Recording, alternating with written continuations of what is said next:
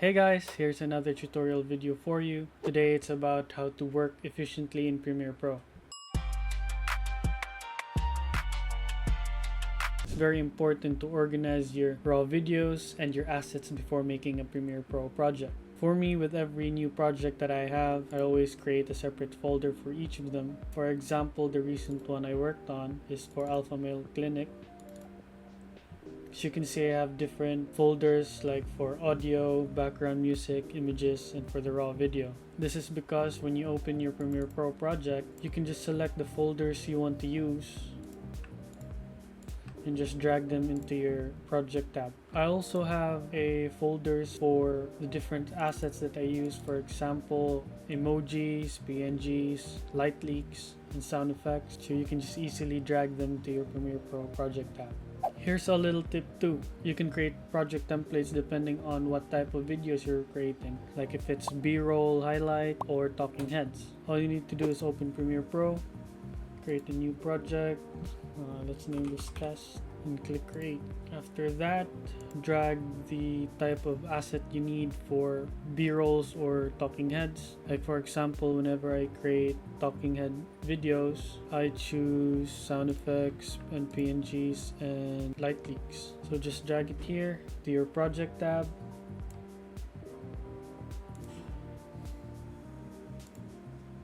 Then click file, save as template, talking head. So I'm gonna cancel that because I already made one. But after you save it, when you open Premiere Pro, new project, test, then go to project template. So the saved template should be right here. I have one for talking head preset, click create. So all the assets that you placed in there while saving it as a template will be on your project tab. So you don't have to drag it back again whenever you make another new project. Proxying your files. Proxying.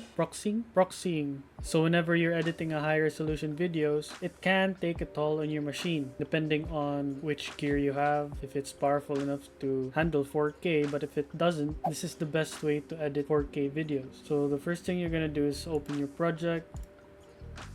So this is the raw video that I have for Alpha Male Clinic. And how do you know your footage is 4K? Just go to the properties of your raw video. And if the image size is 3840 by 2160, it's been shot with 4K. So how to proxy your raw video is you just right click and go to proxy, create proxies. Oh, and before doing this, you need to have media encoder. And click OK. It will open up media encoder automatically. So I'm not gonna proxy this because I already proxied it. So what proxying your files mean is it duplicates the original footage and adjusts it to low resolution and a smaller data size. But after you proxy your file, make sure when you're done editing and when you're exporting your video, change the video format, because when you're proxying your file, the format will be QuickTime when you proxy it. So make sure to change it to H.264, then export.